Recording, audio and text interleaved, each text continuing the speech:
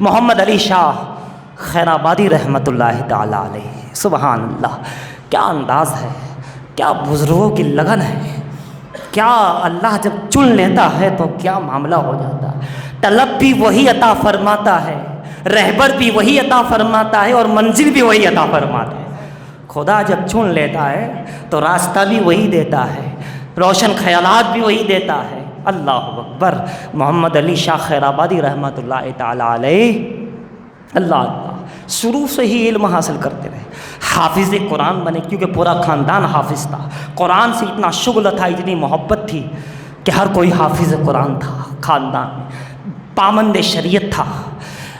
کوئی جو ہے بڑے صوفی تھا، کوئی تصوف میں تھا، کوئی مفتی اعظم تھا، خاندان ہی ولایت یعنی کہ علم والا تھا۔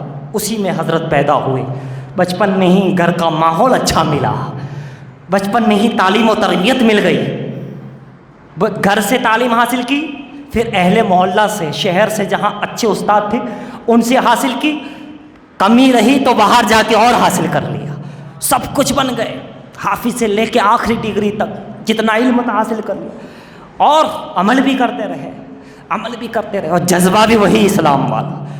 اب تصوف کے اوپر ولیوں کے شوق میں آپ پہنچے خواجہ قطب الدین بختیار کاکی رحمۃ اللہ علیہ کے مزار اقدس پر۔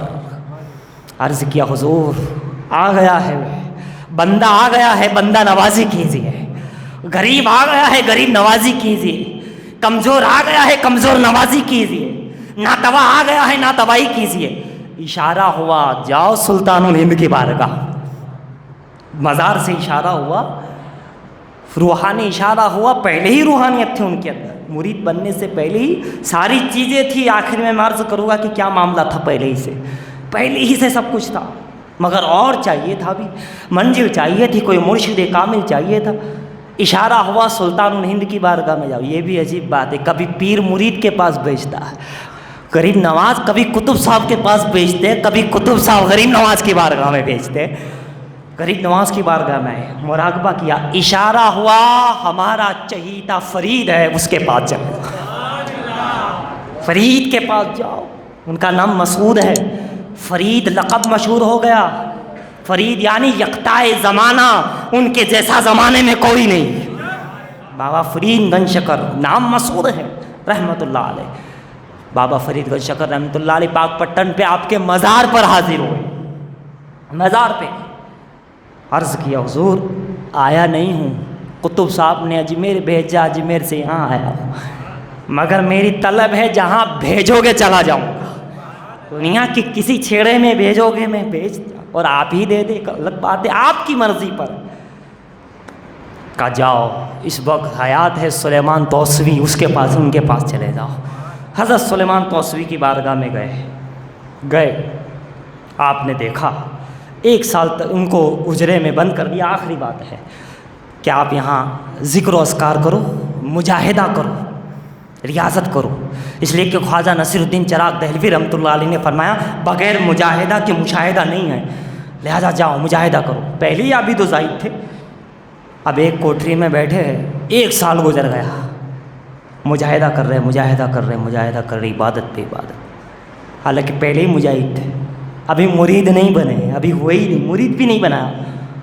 1 سال کے بعد ان کو خیال آیا کہ حضرت تو میری طرف توجہ بھی نہیں کرتے، دوسروں کی طرف توجہ کرتے ہیں، آتے ہیں ملتے، مجھے بٹھا دیا، اور جو ہے توجہ نہیں۔ ایسا ہوتا ہے نا کبھی کبھی، یار حضرت تو ان لوگوں کا رکھتے ہیں، ہم تو اتنے قریب رہتے ہیں، ہم کو تو رکھتے ہی نہیں، دیکھتے ہی نہیں، ایسا ہوتا ہے کبھی کبھی۔ تو حضرت کو پتہ چل گیا، حضرت سلیمان توسوی چشتی رحمۃ اللہ تعالی علیہ کو فوراً صبح میں اجرے میں گئے جہاں وہ چلہ کسی کر رہے تھے، کہا پیارے جسے قلبی نسبت ہوتی ہے، محبت ہوتی ہے، اسے ظاہری توجہ کی ضرورت نہیں ہوتی، جس سے قلبی محبت مجھے ہوتی ہے میں اس کو ظاہر پہ اعتبار، ظاہر میں اس کو توجہ نہیں دیتا، تم تو ہمارے دل کے قریب ہو، باقیوں کو تو خیر کسی کو ظاہر میں کسی کو، تم تو ہمارے ہو۔ وہ مرید ہونے سے پہلے مجاہدہ کر رہے ہیں، ہمارا یہ حال ہے، مرید ہونے کے بعد بھی عمل کے ٹھکانے نہیں، مجاہدے کے ٹھکانے نہیں، تصور کا ٹھکانہ نہیں، ذکر و اذکار کا معاملہ نہیں، ہم تو سمجھتے مرید ہو گئے بس مل ہی جانا چاہیے، پیارے ایسا نہیں ہوتا. حالانکہ آپ کون تھے؟ دیکھیے جب ماں کے شکم میں تھے تو تہجد کے لیے اپنی ماں کو اٹھایا کرتے تھے، اور جب پیدا ہوئے اب ماں کو تو پتہ نہیں تھا کہ میرے پیٹ میں یا کیا ہو رہا ہے، وہ تو تہجد گزاری تھی، مگر وہ خود بھی تہجد میں بیدار رہتے تھے ماں کی شکم میں. لیکن جب پیدا ہو گئے، ابھی دوسرا دن ہے کہ جیسے ہی ماں نے پالنے میں دیکھا تو حضرت نہیں ہے. کہا اللہ کہاں گئے؟ گھر میں ڈھونڈا نہیں. کہا کوئی چور وور کوئی اٹھا کے تو نہیں لے گیا؟ جا کر دیکھا تو مصلی میں سجدے میں ہے. جو ایسے ولی ہو، ایسے شیخ ہو، ایسے بزرگ ہو، میاں وہ جب شیخ کے پاس جاتے ہیں پھر ان کو مرید کیا، پورا واقعہ اپنی میں تو سرسری طور پہ مختصر بتا رہا ہوں. یہ ان بزرگوں سے ہمیں نصیحتیں ملتی ہے کہ ہمارے اندر اسلام کا، ایمان کا، اعمال کا، علم کا جذبہ کیسا ہونا چاہیے، ادب کا، پیروی کا، تقاضوں کا، تصور کا، خاص کر کے عاجزی کا، انکساری کا، ہے نا، سرکار کی رضا پہ راضی ہونے کا ہمارے اندر جذبہ کیسا ہونا چاہیے. اور جب یہ جذبہ ہوتا ہے تبھی یہ جذبہ انسان کو اللہ کا ولی اس کا ہاتھ پکڑ کے خدا سے ملا دیتے ہیں. سلیمان توسیٰ رحمۃ اللہ علیہ نے آپ کو گویا خدا سے ملا دیا. آگے کے واقعات اور بھی ہے. اللہ تعالیٰ سے ہم دعا کرتے ہیں اللہ تعالیٰ ان بزرگوں کے صدقے میں اور ان شہدائے احد اور جنگ احد کے غازیوں کے صدقے میں اللہ تعالیٰ ہمارے اندر بھی ایمانی اسلامی جذبہ پیدا عطا فرمائے، علم و عمل اور فکر و تدبر کا جذبہ عطا فرمائے. آمین. وما علینا الا البلاغ المبین. حضرات